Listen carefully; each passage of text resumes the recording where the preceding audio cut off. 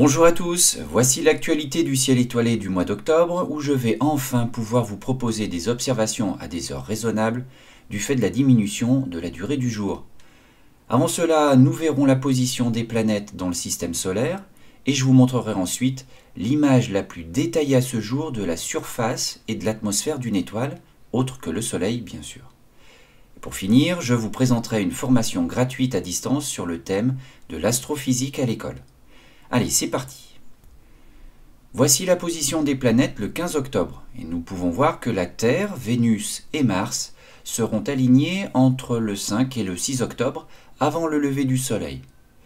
Et puis on voit très bien que Mercure et Jupiter seront inobservables ce mois-ci, car elles sont placées près du disque solaire.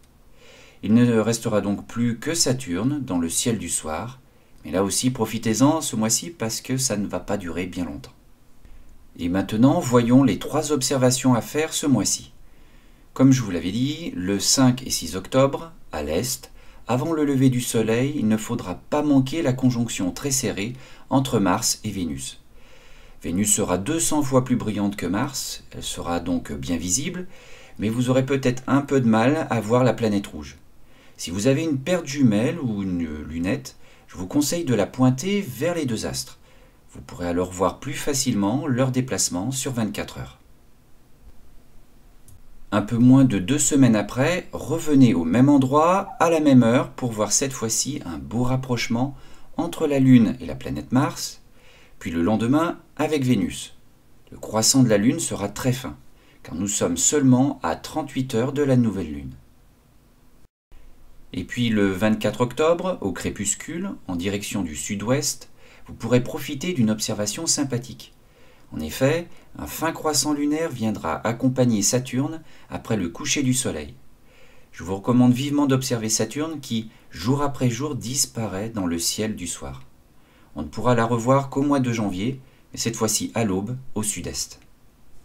Je profite aussi de la présence d'Antares pour vous montrer une image récemment prise de celle-ci.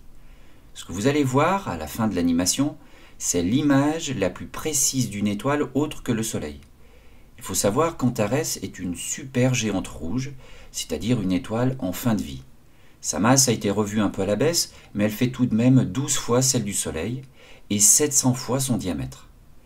À cause de sa masse et de son âge avancé, Antares finira un jour par exploser sous la forme d'une supernova. Elle apparaîtra alors pendant plusieurs semaines comme une étoile aussi brillante que la pleine lune. Mais ce n'est pas pour tout de suite. Comme son volume est énorme, cela a facilité son observation malgré son éloignement. Pour l'instant, on observe les mouvements de l'atmosphère à un niveau jamais atteint. Cette image a été obtenue par le VLTI.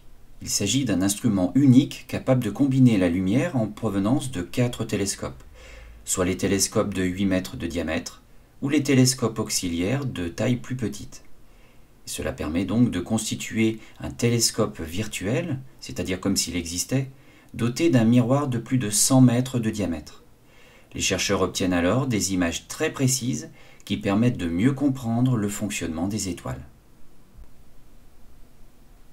Et enfin, il ne s'agit pas d'une observation mais d'un petit rappel. Le 28 octobre, c'est le passage à l'heure d'hiver. À 3 heures du matin, il sera 2 heures.